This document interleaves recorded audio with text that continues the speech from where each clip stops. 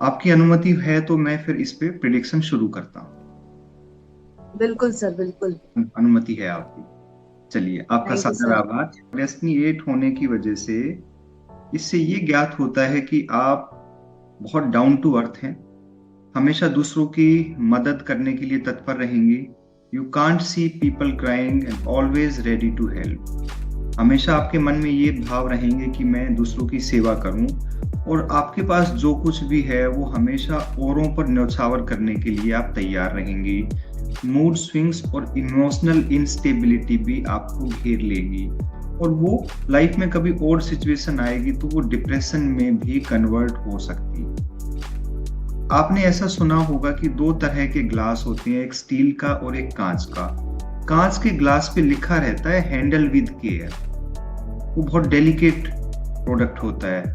तो जिस तरह से ये आपकी कुंडली है, इससे ये पता लगता है कि आप भी बहुत डेलिकेट हैं, और वही यहाँ पर फॉर्मूला लागू होता है, हैंडल विद केयर।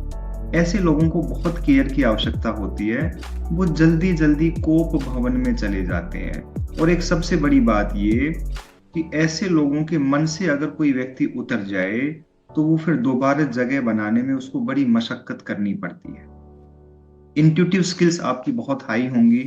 आपको फ्यूचर में होने वाली घटनाओं का बहुत पहले से आभास हो जाएगा।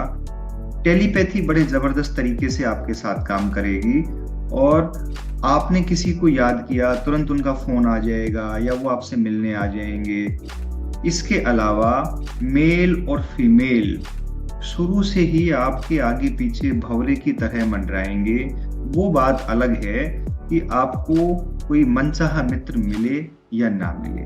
हो सकता है आपको कोई ऐसा मित्र ना मिला हो जो आपके मन की बात को समझ सके, लेकिन संख्या ज्यादा रहेगी, वो आपके आसपास मंडराएंगे। बहुत मैग्नेटिक अट्रैक्शन रहेगा, मैग्नेटिक ऑरा रहेगा, और एक सबसे बड़ी बात कि स्पिरिचुअलिटी आपको आकर्षित करेगी, और बैड डिस्कम्फर्ट आपके पास रहेगा। एनर्जी का लेवल बहुत हाई रहेगा। एनर्जी का लेवल ऐसा रहेगा कि 24/7 आप काम कर सकती हैं, और आप जब सलाह देंगी तो उससे बाकी लोगों को जरूर फायदा होगा। और आप किसी न किसी एजुकेशन रिलेटेड फील्ड में जरूर होने चाहिए, जिससे आप भी औरों को अभी सिखा रहे होंगे कुछ न कुछ। कोई बौद्धिक कोई कार्य ऐसा जिसमें बुद्धि का प्रयोग होता हो, वो आपके पास अभी मिलेगा। तो मैं आपसे अनुरोध करूंगा कि जो प्रिडिक्शन मैंने आपके बारे में की, क्या थोड़ा उस पर आप प्रकाश डालेंगी? वो सही है? कितनी सही है? और 100 में से आप उसको कितने नंबर देना चाहेंगी? आप जो प्रेडिक्शन की हो वो तो मुझे बहुत ही सही लगा। 100 में से 100 ही नंबर दूंगी मैं आपको, क्योंकि हर एक चीज आपने सही बोला है इसमें। तो आप क्या कार्य करती बहुत हैं? सही क्या प्रेडिक्शन। आपका क्या प्रोफेशन है आपका? मैं 7-8 साल से तो है ना ये टीचिंग लाइन में ही हूँ, जैसे वैदिक मैथ्स और एबेकस हैंड राइटिंग, फोनिक्स की क्लासेस लेती हूँ। एंड उसके बाद 2 साल मैंने जॉब किया स्कूल में। अब फिर वापस मैं स्टार्ट कर रही हूँ वैदिक और abacus hand writing. Mood swings रहता है, कभी ऐसा महसूस होता है? हाँ, वो तो रहता है, बहुत ज्यादा रहता है। आपकी तरफ से आपने प्रिडिक्शन को 100 में से 100 अंक दिए हैं। तो ये जो वैदिक न्यूमरोलॉजी है, ये उसी की खूबसूरती है कि देखिए 30 सेकंड से भी कम टाइम में आपके जीवन के उन पहलुओं के बारे में हमने जान लिया जिनके बारे में सिर्फ आपको जानकारी थी। और जी। ये वैदिक अंक ज्योतिष बहुत खूबसूरत विद्या है।